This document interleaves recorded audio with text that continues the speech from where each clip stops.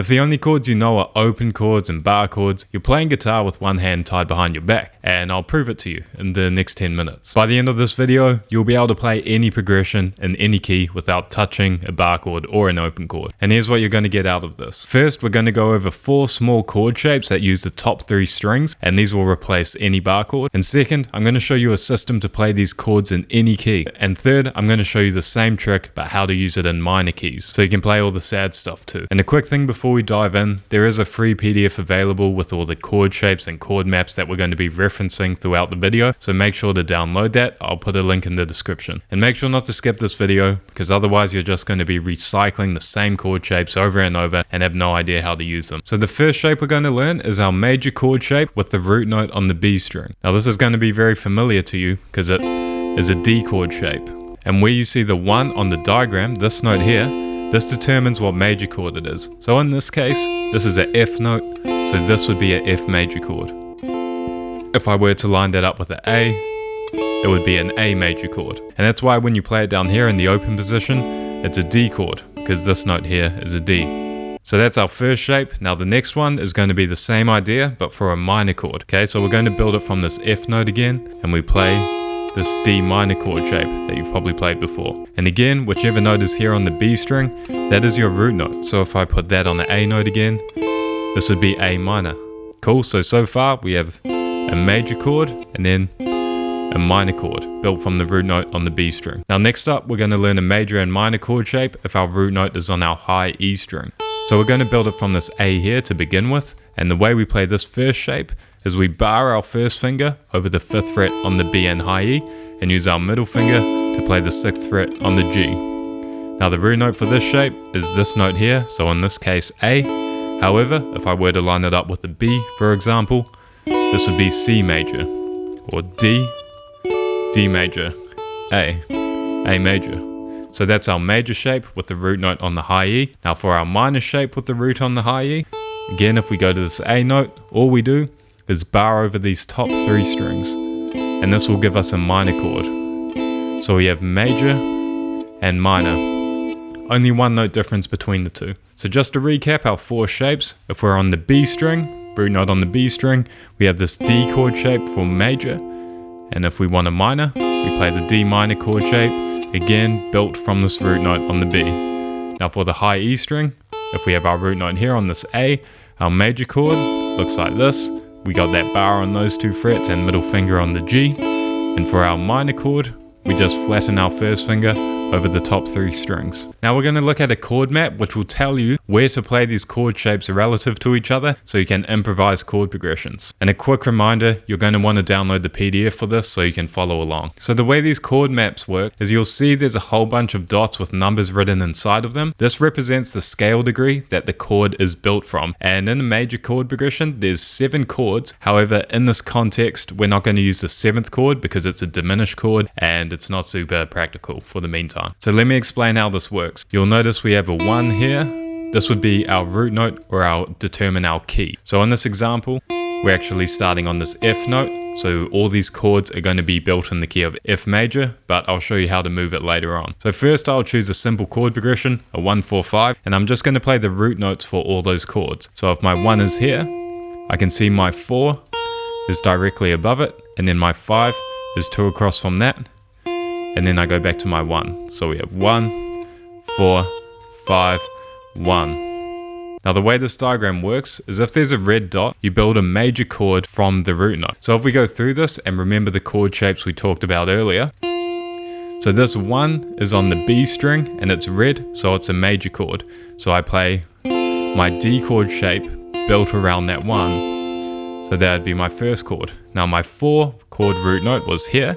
And this is a major chord on the high E string, so I build this shape around that. And then my 5, again, is a root note on the high E string and a major chord, so I would use the same shape, built around that, and then back to my 1, root note, chord. Right, so now I have 1, 4, 5, 1, just like that.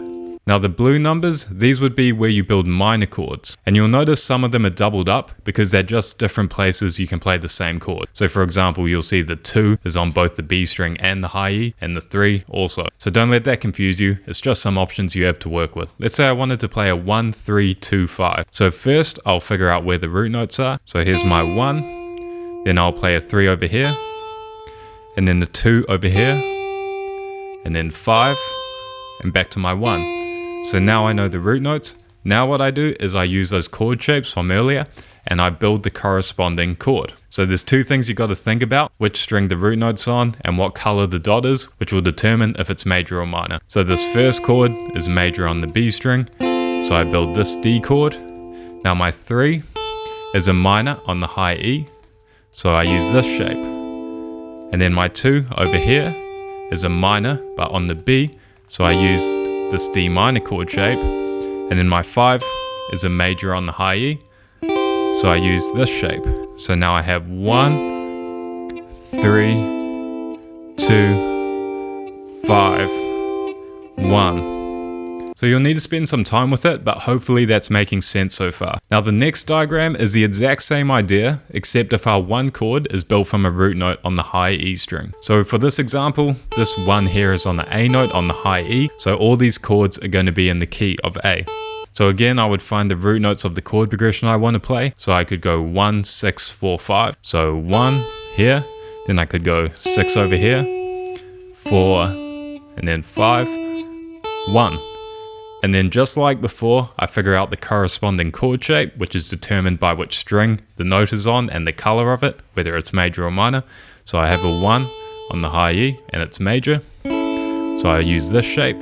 Then my 6 was on the B string and minor, so I use this shape. And then my 4 was back here, major on the B string, so this shape. Then my 5, same shape. And then back to my 1. So I have 1, 6, 4, 5, 1. So you can probably hear how that sounds a lot more interesting and gives you more colors to paint with, so to speak, when you're playing through chord progressions. And the beauty of these chord maps is they're movable. So wherever you line up the 1, everything moves relative to that. So if I wanted to play that 1, 6, 4, 5 chord progression, but in the key of D, all I do is I take that 1, which was on the A note before, and move it up to the 10th fret, which would be a D note, and every chord moves relative to that. So I still have my 1 here, and my 6 over here, then my 4 back here, 5 here, and 1. And I just build the same shapes. So 1, 6, 4, 5, 1. Just like that. So it's very versatile, all this stuff. Now a quick one before we move on to the minor chord progressions and how to play those. If you're watching this and thinking this is all great, but how do I actually incorporate this into my practice? That's the thing I help people with one-on-one. I build custom 4-week practice plans, and they're based on what you're stuck with and what you need to work on. And there's an option which includes a Zoom lesson with me and one without. So if you feel like you need some direction with your practice, check out the link below. It might be something you're interested in. Now moving on to minor chord progressions and how to play them. So it's the exact same idea, but now you're going to notice there's some flattened scale degrees in there. So before we had numbers through 1 till 6. Now we still have a 1, 4, 5, but we now have a flat 3, flat 6, and flat 7. And these are because these chords are built from notes in the minor scale, which contains those flattened scale degrees. I wouldn't worry about it too much for now. Don't let it send you down some YouTube rabbit hole that you spend weeks on and then get nowhere with it. But the exact same principles apply as to our major chord progressions. So starting off, the first diagram would be in the key of F minor, and the root notes for the 1, 4, and 5 are actually in the exact same place as our major chord progression, but now because they're blue dots, we actually build minor chords from them. So from this first one, I would build a F minor chord, which would be this shape. This is my minor chord on the B string. Then the 4, I build a minor chord from the high E, and then 5, same thing, and then back to my 1. So I have 1, 4, 5, 1, oh whoops, 1, right? Helps if I play it in the right spot. Now all the other chords are red dots, so they're going to be played as major chords. So if my 1 again was on this B string, I could go 1, flat 3 on this high E, flat 6, flat 7, 1. So those would be my root notes. Then if I want to build chords from them, again, my minor chord on the B string for my 1, And now I have a major chord on the high E, which is this shape. And then I have a major chord on the B, which is my D shape. And then for the flat 7, again, major chord on the B, and then back to my 1. If I play that with a bit more rhythm.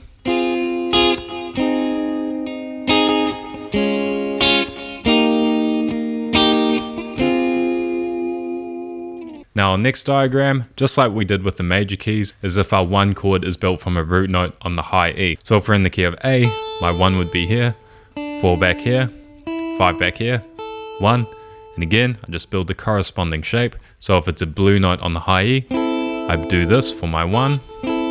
Now my 4 would be back here, and a minor chord, and then 5, minor chord on the B, back to my 1. 1, 4, 5, 1. Okay, and if I want to do something else like 1, flat 6, 4, 5, I could go 1, flat 6, 4, 5 as my root notes. Then I just build the corresponding shape. So 1, minor, flat 6, major on the B string, so the D chord. Then my 4 will be my D minor chord, 5 also D minor, then back to my 1. So 1, flat 6, 4, 5, 1. Alright, so now you can play any major or minor chord progression using the top 3 strings of your guitar. This is already a massive upgrade as to what you already knew. And last reminder, there is a free PDF with all this laid out, link in the description. But now that you've got the top strings working for you and you can play some chord progressions with those, the next thing you'll want to learn is how to use the middle strings of your guitar, doing the exact same thing. This is going to give you a lot more variety and freedom with your chord playing. So if you want to learn that using the same kind of system we did today, then I made a whole video explaining it over here. So make sure to check that out and I'll see you there.